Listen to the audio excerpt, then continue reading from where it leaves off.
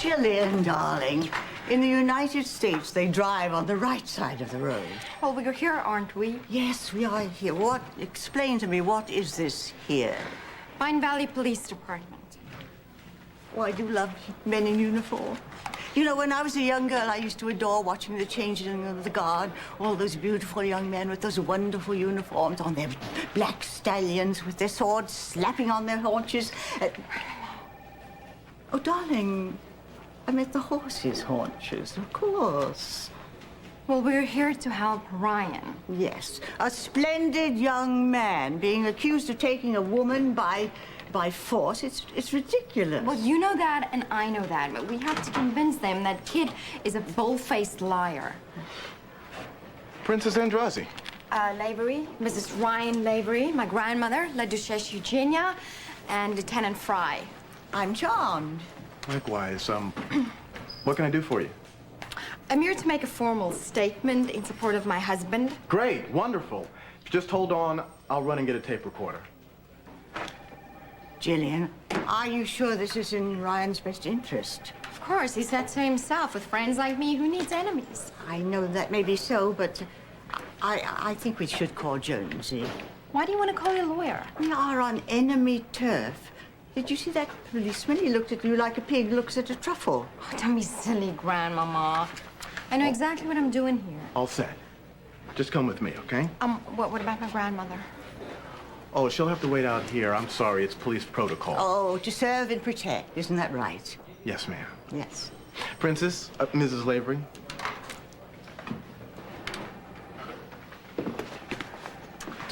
Just go ahead and make yourself comfortable. Can I get you anything? Coffee, water, soda? No, nothing, thank you. All right. I just want to say for the record that Ryan Lavery is one of the finest, kindest, most wonderful men. Whoa. I haven't even turned it on yet. Well, then I suggest you do so at once. Right. This is Lieutenant Derek Fry taking a voluntary statement from Mrs. Ryan Lavery. So I talk into this thing. Whenever you're ready.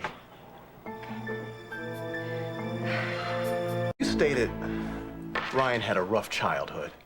Oh, yeah. His parents were heartless barbarians, raging alcoholics. Please forgive the intrusion, but I was suddenly feeling quite lightheaded. Are you all right? We have medics on call Oh, here. no, nothing. At my age, one is inclined to the vapors. Oh. Can I get you something? Oh, yes. Just a little sip of water. Oh, okay. That would be lovely. Sure. Thank you.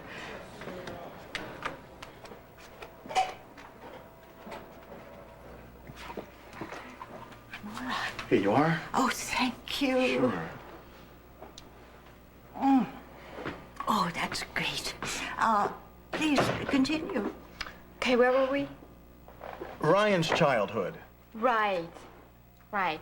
Ryan's childhood was like something out of a Gothic novel. His parents fought constantly, and then, of course, you know, the liquor made everything worse. See, I know what it's like because my own father's a little bit of a tipster.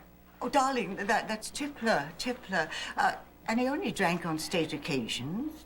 Well, what about the night when they had their dinner, you know, in honor of the Greek ambassador?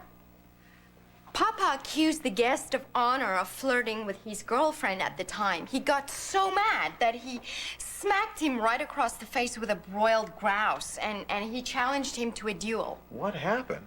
They sent him off to Baden-Baden to dry off. It's a wonder that I'm not a dipsomaniac myself. Oh, darling, drinking doesn't necessarily have a genetic link. Did Ryan drink like his parents? No. I mean, he would, you know, have a beer when he gets back from work or have a glass of champagne on special occasions. How about Halloween night? Well, I have to admit, he was pretty snookered. He smelled like a gin mill. That was his aftershave, sweetheart. No, that was not aftershave. He guzzled. You know, I had no idea you could chug brandy. Did Ryan seem upset or disturbed? Of course he was upset. He just found me in bed with another man. And that's enough to drive any man to alcohol.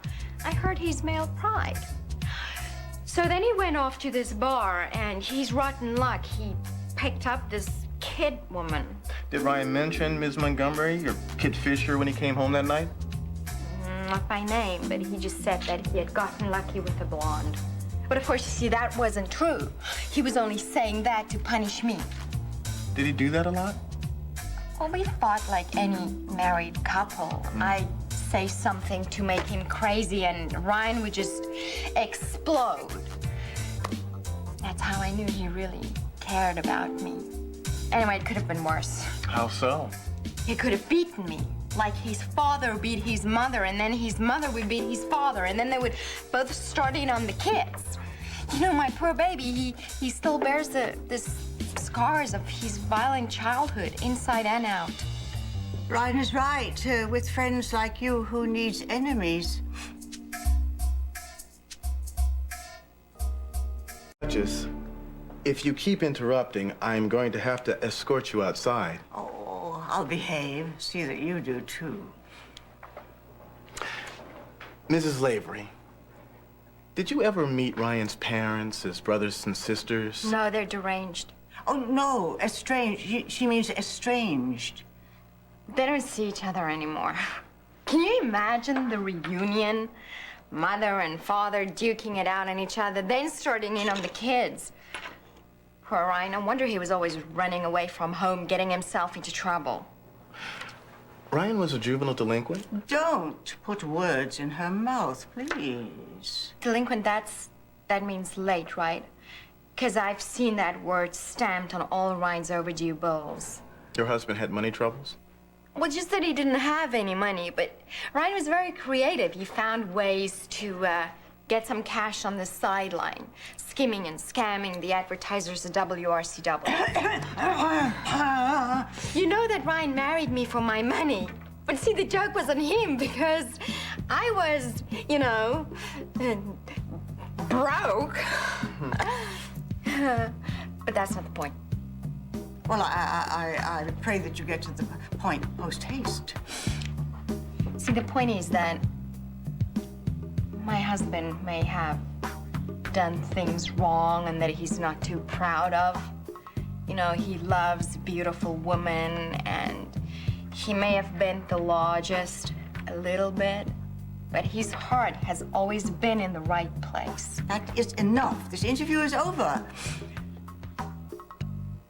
Grandma, I'm not finished with Ryan. My darling, on the contrary, you've almost finished him. As I was saying, my husband may have done things in the past that he's not too proud of, but his heart has always been in the right place. Why do you think he would even try to deceive this very wonderful, kind, nice man from immigration if he didn't love me? That's quite enough. That's quite enough. This interview is finished. Now, you listen. Ryan Lavery is a fine young man. He might have made some mistakes in the past, but he is certainly no rapist. The stupidest thing he ever did in his life is get mixed up with my addle-pated granddaughter. Oh, how can you say that? I'd like Mrs. Lavery to finish her statement. No. This statement is finished. Now, you come on. We are going.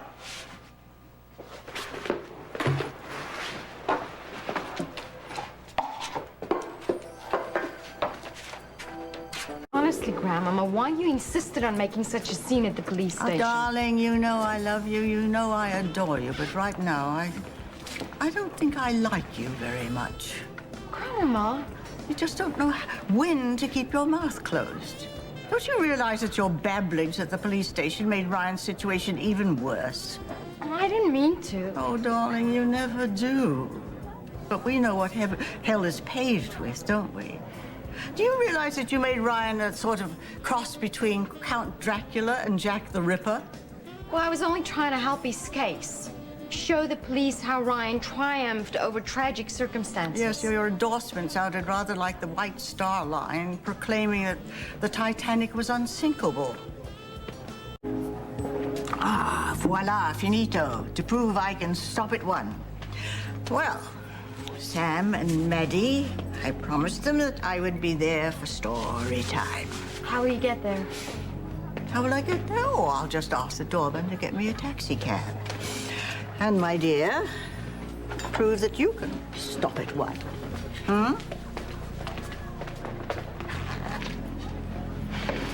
Castle, Encore du champagne, vite, vite.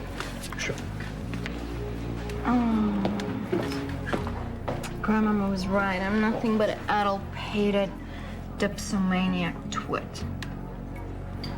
Am I ever gonna get Ryan out of this mess?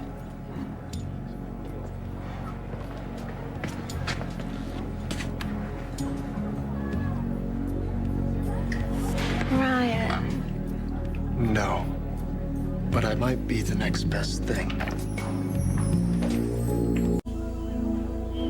I'm not alone. I'm waiting for someone. Well, that's just too bad for both of us. It's too bad for me because I miss out on the pleasure of your company. And too bad for you because such a spectacular woman shouldn't have to wait for any man. He's very, very lucky and very, very rude. Well, for your information, he's not late. I'm early. I wanted to find a nice table with great light. I will look perfect for him. You know, I think I hate this guy. But not to worry. You've succeeded. You look ravishing. Thank you. But I still can't accept this. Ryan wouldn't like it. Your boyfriend's the jealous type. Husband. And if I were you, I wouldn't wait around to find out. Your husband's a real hothead, huh? You know, everyone is so wrong about him. He's not some hot-headed rapist. Ryan's a wonderful man. I just don't want him to find me with you. You're afraid he'll break me in half just for talking to you? Well, he might. He's really strong. I can take care of myself. Yeah, I'm sure you can. You seem to be very well endowed. Endowed? English isn't your first language, is it? Hungarian. How did you know? It's your turn of phrase. Oops. I busted the English language again. No. You bent it. Just a little. Not much. It was very charming. You're very charming. Well, listen, don't be charmed. I can't have another man fall in love with me. No more lovers or admirers. I can't do that. Well, can't we just be friends? Come on, look at you. If you looked like a troll, that would be one thing, but you're a gorgeous, handsome man. No, I can't get into any more trouble. Well, fighting the men off with a stick. Well, don't worry. Sounds like your life's a little too complicated as it is. I'll make myself scarce. Thank you for being a gentleman. This time I am. Next lifetime, don't count on it.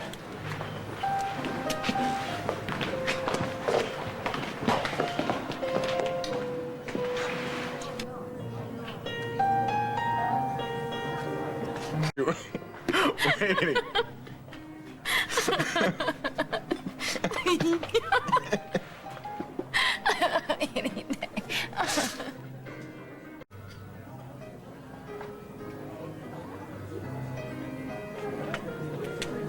How would you like your photo done by Tempo Star photographer? I think Jack would treasure that more than anything else. Edmund, you're a genius. Yeah, that's it. You are the most thoughtful man I have ever met. Hello, Edmund. Kid? Are we having fun yet?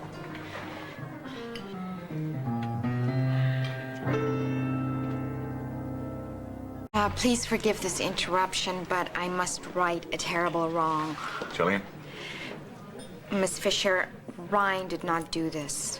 Gillian, please leave now. Let me just first clear the air. I'm really sorry you were attacked. It must have been a horrifying experience, but it wasn't my Ryan. He wasn't even near that parking lot that night. He was driving around. He was really mad at me because I was having an affair with another man, and so that's why he said that he'd gotten lucky with someone because he wanted to punish me. I was raped, and for him to call it getting lucky. No, but he wasn't him. Gillian, please leave now. Edmund, this is my husband we are talking about, and I can't believe that you're going along with this. Ryan lived under your roof. He played with your children. He helped save Haley. He helped getting Junior back, and now you're turning against him? Ryan would never hurt any woman. Not ever. Gillian?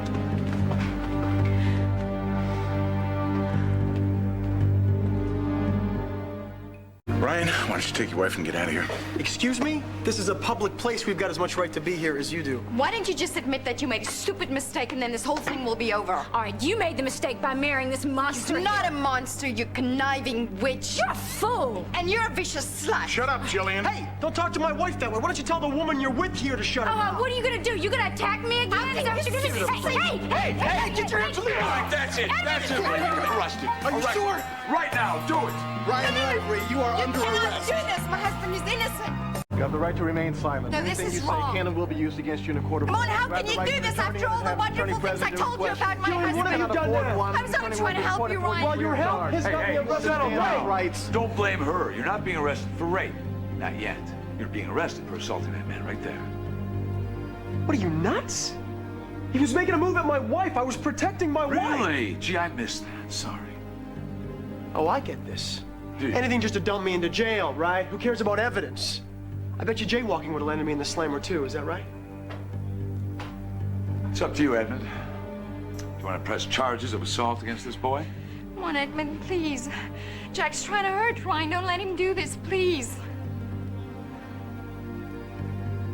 I lived with you, man. I ate at your house, I played with your kids. You really think I'm a rapist? Come on, Ed, please, Edmund. You can't be this cruel. I need an answer, Edmund. Are you going to press charges or not?